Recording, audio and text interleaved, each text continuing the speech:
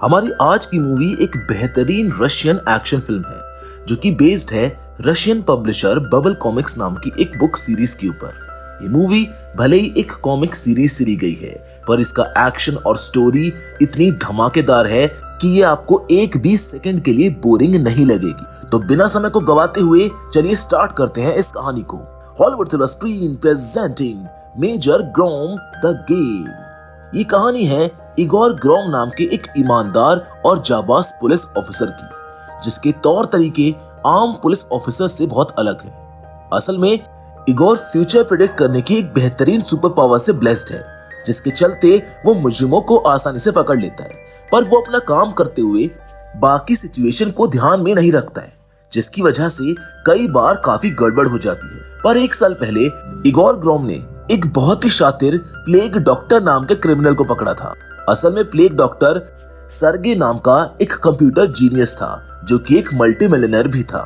सर्गे उस वक्त अपना दिमाग खो बैठा और उसने अमेरिका के कानून को अपने हाथ में ले लिया। वो एक शानदार कॉस्ट्यूम पहनकर करप्ट और अमीर लोगों को सजा देने लगा। असल में सर्गे मल्टी पर्सनालिटी डिसऑर्डर से पीड़ित था, जिसमें एक ही पर्सन के अंदर अलग अलग पर्सनालिटीज रहती हैं। ये इस तरह का है जैसे कि एक ही बॉडी में दो अलग अलग लोग रह रहे हों। खैर, सर्गे को ये लगता था कि वो सारे क्राइम उसका बचपन का फ्रेंड ओलेग वोल्कोव करवा रहा है। पर जब इगोर ने सर्गे के सामने ये प्रूव किया कि ओलेग तो 7 साल पहले ही सीरिया में मर चुका है, तो इससे सर्गे का दिमाग हिल गया और उसने पुलिस डिपार्टमेंट को ही उड़ा दिया, क्योंकि सर्गे अमीरों को सजा देता था। इस वजह से बहुत से गरीब लोग उसके सपोर्टर्स बन गए थे, जिन्होंने उसके कहने पर पूरे शहर का बुरा हाल कर दिया। पर हमारे हीरो मेजर इगोर ग्रॉम ने अपनी जान पर खेलकर उस प्लेग डॉक्टर को रोका और आज वो एक बहुत ही टाइट सिक्योरिटी वाले मेंटल असाइलम में है। और इसी के साथ मेजर ग्रॉम बन गया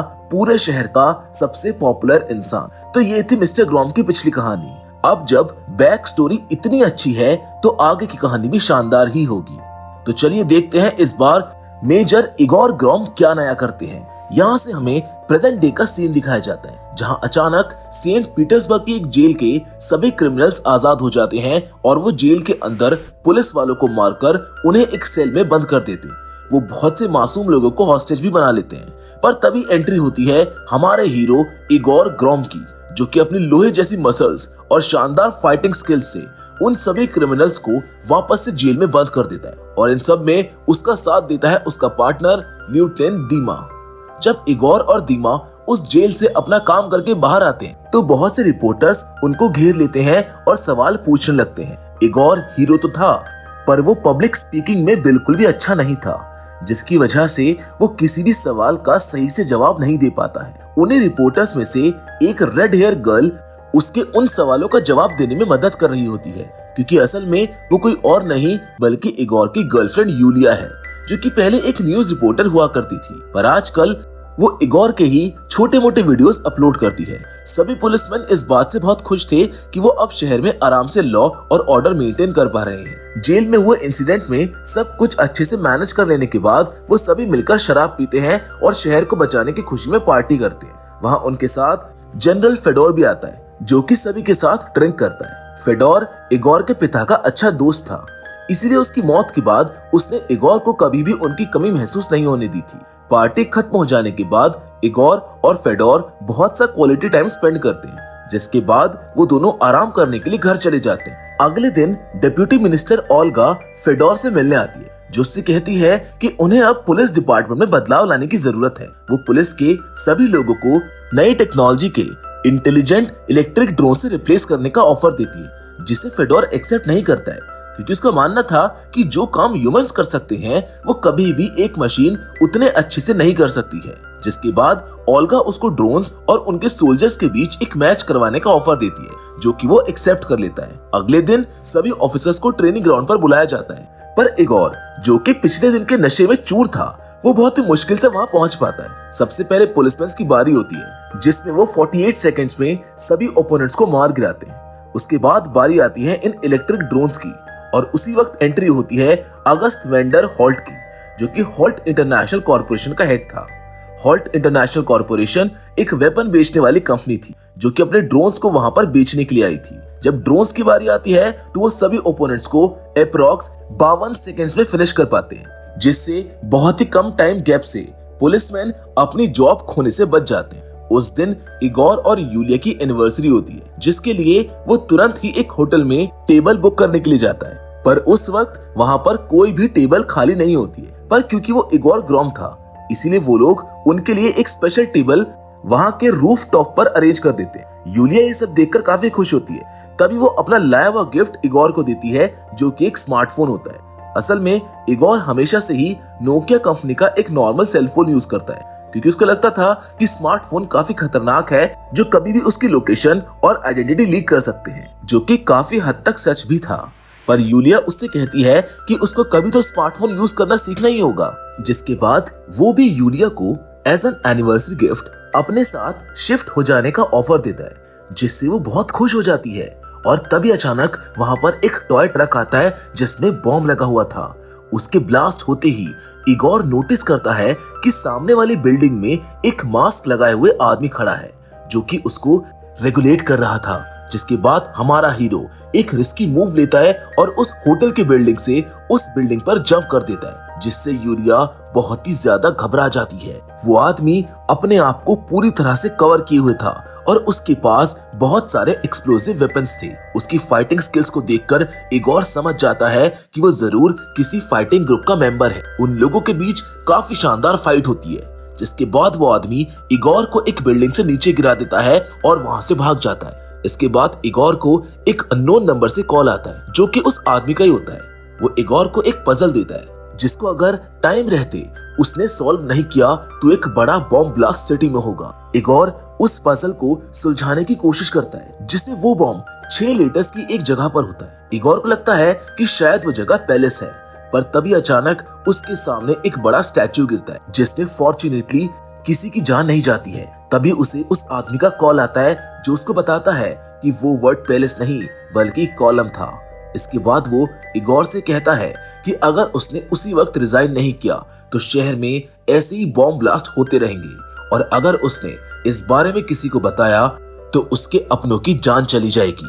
इतने बड़े बॉम्ब ब्लास्ट से सारा शहर हिल जाता है और सभी टीवी चैनल्स पर इसी की न्यूज आने लगती है। सभी मीडिया वाले पुलिस से इसका जवाब मांगते हैं, पर अभी उनके पास कहने के लिए कुछ भी नहीं होता। वो लोग इगोर को ढूंढने लगते हैं, जो कि कहीं भी नहीं मिल रहा था। कुछ समय बाद इगोर घर आता है, जहां यूलिया और डीमा उसका इंतजार कर रहे होते हैं। वो उसे पूछते हैं कि आखिर क्या हुआ है, पर वो उनको कुछ भी नहीं बताता, क्योंकि उसे डर था कि कहीं इससे उसकी जान भी खतरे में ना आ जाए। जिसके बाद वो लोग उसे अकेला छोड़कर वहां से चले जाते। डीमा को इस बात पर शक था कि जो क्रिमिनल्स उस दिन जेल से अचानक आजाद हो गए थे, उसके पीछे जरूर कोई बड़ी कॉन्स्पिरेसी है। इसी वजह से वो उसे और डीपली चेक करने में लग जाता है। वहीं हॉल्ट शहर में हो रहे बॉम्ब ब्लास्ट की खबर देखकर बहुत खुश हो रहा था, क्योंकि इससे धीरे धीरे पुलिस की रेपुटेशन मिट्टी में मिलती जा रही थी, जिससे अब उसकी डील कंफर्म होने के चांसेस बहुत ज्यादा बढ़ चुके थे।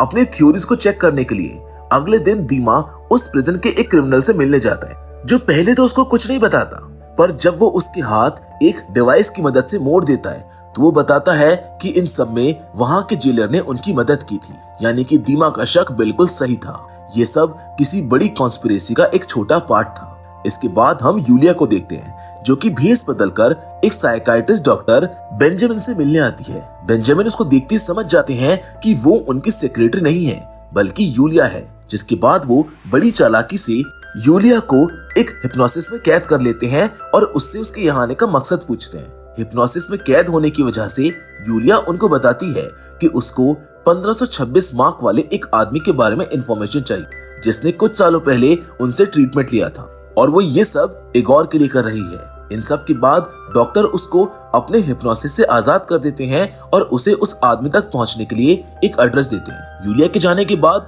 हम सर्गे को देखते हैं, जो कि उसी डॉक्टर के एक ट्रीटमेंट सेल में होता है। सर्गे को अब भी उसके अंदर मौजूद उस शैतान की पर्सनैलिटी परेशान कर रही होती है, जिसकी वजह से वो पागलों जैसा बिहेव करता है। तभी डॉक्टर उसे रेड कलर की एक पिल देते हैं और उसको आराम करने को कहते हैं। वहीं दूसरी ओर हम इगोर ग्रॉम को देखते हैं, जो कि एक अबेंडेंड बिल्डिंग में एक पुराने जर्नलिस्ट एलेक्से प्रिस्चुरोव से मिलने जाता है। वो उसे एक मार्क दिखाता है जो उसने उस मास्क्ड आदमी के ऊपर देखा था, जिस पर एलेक्से बताता है कि ये कॉर्प्स लीजियन का सिंबल है। असल में ये एक एलीट मिलिट्री यूनिट है जो कि बहुत ही भयानक ऑपरेशंस को अंजाम देते हैं, और उनके हाथ पर 1526 लिखा होता है, जो कि कोडवर्ड में उनका मोटो था, जिसका मतलब था उनका आखिरी दुश्मन मौत है जिसे उनको हराना है। एलेक्से उसको ये भी बताता है कि ये मिलिट्री यूनिट पैसों के लिए काम करती है, जिसके बाद वो हॉल्ट का भी नाम लेता है, जिससे इगोर को पूरी बात समझ में आ जाती है। तभी उसे वापस से उस आदमी का कॉल आता है और वो उसे एक और पजल देता है। उस पजल को सुलझाने के लिए इगोर बहुत सी वाइन पीता है और पब्लिक प्लेसेस में बहुत सी अजीब हरकतें भी करता है। अब क्योंकि वो फेमस था, इसी वजह से सब ये नोटिस करते हैं, और उसके बाद फाइनली जो उसको क्लू समझ आता है वो एक सर्कस का होता है, जहां जब वो ड्रंक हालत में जाकर लोगों को वहां से निकालने की कोशिश करता है, तभी अचानक टीवी पर न्यूज आती है कि शहर के किसी दूसरे एरिया में बॉम्ब ब्लास्ट हो गया है, और इसी के साथ सारा ब्लेम इगोर पर आ जाता है। लोग उसको बहुत क्रिटिसाइज करते हैं। उसकी ड्रंक हालत में बहुत सी फोटोज भी वायरल हो जाती है, और इसी के साथ पुलिस की रेपुटेशन और भी ज्यादा खराब हो जाती है। सारे शहर के लोग इगोर के स्टैचू पर बुरी तरह से गालियां लिख देते हैं, और उसके घर के बाहर भी काफी तबाही होती है। इन सब के बाद डिप्यूटी मिनिस्टर ओल्गा एक बार फिर हॉल से मिलने जाती है, और इस बार वो डील साइन करने के लिए मान जाती है।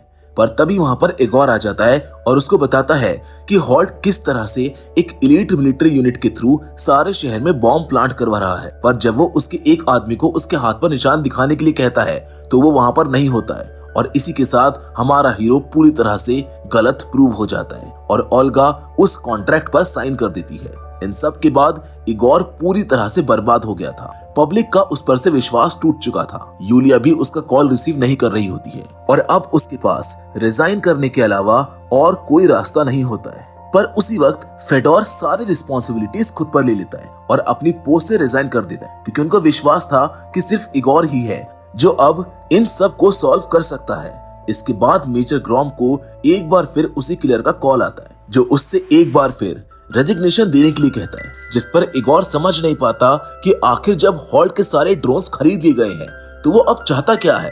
अपने इन्वेस्टिगेशन को जारी रखते हुए लेफ्टिनेंट दीमा उस प्रिजन वार्डन से मिलने के लिए जाता है, जिसकी गाड़ी में किसी ने पहले से ही बॉम्ब लगा दिया होता है, और जब वो कार से भागने की कोशिश करता है तो वो ब्लास्ट हो जाता है। पर तभी दीमा को एक स्मेल आती है जो कि उसी बॉम्ब की स्मेल थी जो कि सरगे यूज किया करता था।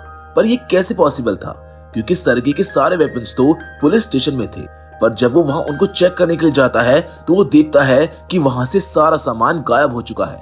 पर फिर भी दीमा हार नहीं मानता है और एक बार फिर सरगे के सभी सामान को चेक करने लगता है। वहीं दूसरी ओर हम यूलिया को देखते हैं जो कि 1526 नंबर वाले इंसान से मिलने उस एड्रेस पर पहुंच चुकी होती है जो कि डॉक्टर ने उसको दिया था। असल में वो आदमी भी कॉर्प्स लीजियन का ही एक फॉर्मर मेंबर था, जिसने उसको बताया कि वो सारे बॉम्ब ब्लास्ट ओलेग वोल्कोव नाम का एक वेपन एक्सपर्ट कर रहा है। पर ओलेग तो 7 साल पहले ही मर चुका था, जिस पर वो आदमी उसको बताता है कि उस कॉर्पोरेशन में उन लोगों को लिया जाता है जो कि असल दुनिया के लिए मर चुके हैं, और इसीलिए उनके ग्रुप का नाम कॉर्प्स लीजियन है, यानी कि मुर्दों की सेना। असल में ओलेग को हॉल्ट ने ये सब करने के लिए कहा था, पर जब इगोर ने उसके सामने सारा प्लान रिवील कर दिया तो उसको समझ आ गया कि अब ओलेग भी पकड़ा जाएगा। इसीलिए उसने ओलेग को मारने के लिए अपने लोग भेजे, पर ओलेग ने उनकी पूरी आर्मी को अकेले ही अपने एक्सप्लोजिव्स के दम पर खत्म कर दिया। इन सब के बाद ओलेग हॉल्ट को कॉल करता है और उसे उस शहर से चले जाने के लिए कहता है, जिससे हॉल्ट को बहुत गुस्सा आता है क्योंकि उसने उसको अपॉइंट किया था और अब वो उसको ही ऑर्डर्स दे रहा है। ओलेग के बारे में पता चलने के बाद यूलिया एक न्यूज क्लिप बनाती है जिसमें वो ओलेग के बारे में सभी को बता देती है, जिससे पूरी पुलिस फोर्स उसको ढूंढने लग जाती है। तभी अचानक ओलेग खुद ही एक कैमरे में कैप्चर होने के लिए आ जाता है और पुलिस उसकी लोकेशन तक पहुंच जाती है। उस ऑपरेशन को इगोर ग्रूम ही लीड कर रहा होता है, पर जब वो उसको ढूंढते हुए अंदर जाते हैं तो उनकी आंखें फटी की फटी रह जाती है, क्योंकि वहां उस किलर ने फेडोर को बहुत सारे बॉम्ब से बांध कर रखा हुआ था। जिसके बाद इगोर सबको बिल्डिंग से बाहर जाने के लिए कहता है और तभी वहां पर एक बड़ा ब्लास्ट होता है जिसके साथ फेडोर की मौत हो जाती है। फेडोर की मौत से इगोर पूरी तरह से टूट जाता है। असल में ओलेग ये सब अपने फ्रेंड सर्गे के लिए कर रहा था, क्योंकि जब वो उसे डॉक्टर बेंजामिन के सेल से लेने गया था तो उसने उससे इगोर से बदला लेने के लिए कहा था और यही वजह थी कि ओलेग ये सब कर रहा था। वो इगोर को पूरी तरह से बर्बाद करना चाहता था और लगभग वो अपने मिशन में कामयाब हो भी गया था। वहीं दीमा को सर्गे का सामान चेक करते हुए एक पेन ड्राइव का बॉक्स मिलता है जिस पर ब्लैक मार्केट लिखा होता है, पर उसमें वो पेन ड्राइव नहीं होती है।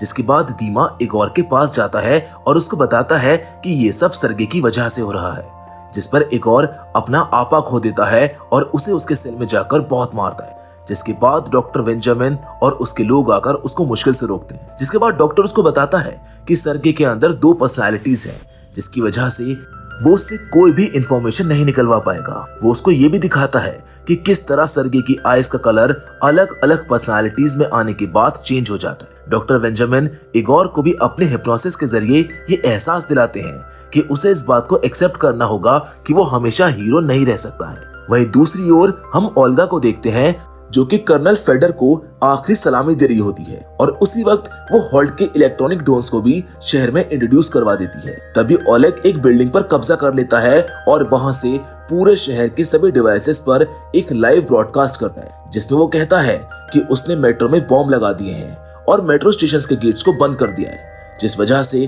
कोई भी इंसान अब वहां से बाहर नहीं आ सकता है। और सिर्फ इतना ही नहीं, उसने सभी बॉम्ब डिटेक्टर ड्रोन्स को भी डिसफंक्शन कर दिया है। इसके बाद वो इन सब के लिए इगोर ग्रोम को जिम्मेदार कहता है और शहर के सभी लोगों को 3 घंटे का समय देता है उसको मार देने के लिए। ये सब सुनकर सभी लोग इगोर को मारने के लिए उसके घर में घुसने की कोशिश करते हैं, पर पुलिस उनको ऐसा करने से रोक देती है। वहीं हम इगोर को देखते हैं जो कि एक बिल्डिंग की छत पर बैठा होता है जहाँ दीमा और यूलिया उससे मिलने आते हैं। वो पूरी तरह से हार मान चुका होता है। वो सरेंडर करने जा रहा था, जिस पर दीमा उसको समझाता है कि ओलेग यही तो चाहता है। जिसके बाद वो दोनों उसको एक प्लान बताते हैं जिसके अकॉर्डिंग इगोर डॉक्टर बेंजामिन की फैसिलिटी में घुसकर सर्गे को आजाद करवाएगा। इसके बाद वो उसको बोट की मदद से दूसरी ओर लेकर आएगा जहां यूलिया और दीमा उसका एक रेड कार में वेट कर रहे होंगे। इसके बाद पुलिस उनकी कार का पीछा करेगी और उन्हें पकड़ लेगी और होता भी बिल्कुल ऐसा ही है। पर असल में इगोर उन लोगों के साथ नहीं होता है, बल्कि वो दोनों तो एक डिस्ट्रैक्शन का काम कर रहे होते हैं। वहीं जब उन दोनों को पुलिस स्टेशन में ले जाया जाता है तब तक इगोर सर्गे के साथ ओलेग जिस बिल्डिंग में होता है वहां पर पहुंच जाता है और उससे लड़ाई करने लगता है। उसी मौके का फायदा उठाकर सर्गे सिस्टम को हैक कर लेता है और टाइमर रुक जाता है, जिससे सभी लोग बच जाते हैं। ये सब देखकर सभी बहुत खुश होते हैं और यहाँ पर दीमा और यूलिया का प्लान कामयाब हो जाता है। पर तभी अचानक से सर्गे की दूसरी पर्सनालिटी उस पर हावी हो जाती है और वो जोर जोर से हंसने लगता है। जिसके बाद वो उससे बताता है कि ये सब उसने सिर्फ इगोर ग्रोम से बदला लेने के लिए किया। उसने जानकर एक ऐसा प्लान बनाया जिसमें उसने उसे पूरे शहर के लोगों के सामने हीरो से विलन बना दिया। उसके बाद उसने अपने दोस्त ओलेग के साथ मिलकर वो प्रिजन ब्रेक प्लान किया, जिसका फायदा उठाकर ओलेग पुलिस स्टेशन में गया और उसने वो यूएसबी चुरा ली जिसमें किसी भी सिक्योरिटी सिस्टम को हैक करने का फॉर्मूला था। इन सब के बाद वो जानता था कि ओलेग को रोकने के लिए वो जरूर उसकी मदद लेने के लिए आएगा और हुआ भी बिल्कुल ऐसा ही, यानी कि ये सब उसने बस इगोर से बदला लेने के लिए ही किया था। तभी वो इगोर को मारने के लिए उस पर गन पॉइंट करता है, पर अचानक से वो ओलेग को ही बहुत सारी गोलियां मार देता है जिससे वो वहीं पर गिर जाता है। तभी वो स्क्रीन पर इगोर को एक एल्गोरिथम दिखाता है जिसमें उसने सभी ड्रोन्स को इगोर को मार देने का ऑर्डर दिया होता है। अब क्योंकि इगोर की कोई सोशल लाइफ नहीं है, इसीलिए वो ड्रोन्स उन सभी को मार देंगे जिन्होंने कभी इगोर के साथ एक सेल्फी भी क्लिक करवाई होगी। इसी के साथ देखते ही देखते ड्रोन्स सभी लोगों को मारने लगते हैं। वो ड्रोन्स पुलिस स्टेशन में घुसकर दीमा को भी मार देते हैं, जिससे इगोर बहुत ज्यादा गुस्सा हो जाता है, जो तभी सर्गे के साथ एक फोटो क्लिक कर लेता है, जिससे सभी ड्रोन्स अब उनकी तरफ आने लगते हैं। वो सर्गे से कहता है कि अगर उसे मरना नहीं है तो उसे उस एल्गोरिथम को चेंज करना होगा। इन सब से सर्गे फंस जाता है और वो फटाफट उस एल्गोरिथम को चेंज करने की कोशिश करता है। सभी ड्रोन्स उन्हें मारने आ रहे होते हैं जिनसे इगोर लड़ रहा होता है। कुछ देर के बाद फाइनली सर्गे उनको रोकने में कामयाब हो जाता है, पर इसी बीच उसको गोली लग जाती है और जब वो मरता है तो इगोर देख पाता है कि उसकी दोनों पर्सनालिटीज अलग अलग आंखों में शो हो रही हैं, जिसके साथ ये सब खत्म हो जाता है। जबकि उधर स्टेशन में दीमा को लोग सीपीआर देकर बचा लेते हैं। जिसके बाद मूवी के फाइनल सीन में मेजर ग्रॉम को कोर्ट में बुलाया जाता है, जहां सभी लोग उसके सपोर्ट में होते हैं, पर क्योंकि उसे पब्लिक स्पीकिंग आज भी नहीं आती है, इसीलिए वो बहुत घबरा जाता है और अपनी गलती मानते हुए अपनी पोस्ट से रिजाइन कर देता है। जिससे सभी लोग उसके लिए क्लैपिंग करते हैं। पर यही हम देख पाते हैं कि इगोर की आईज का कलर भी धीरे धीरे चेंज हो रहा है, यानी कि शायद वो भी अब धीरे धीरे मल्टीपल पर्सनालिटी डिसऑर्डर का शिकार बन रहा है, जिसके साथ ये अमेजिंग कहानी यहीं पर खत्म हो जाती है। तो दोस्तों, मैं उम्मीद करता हूँ कि मेजर ग्रॉम की कहानी आपको पसंद आई होगी।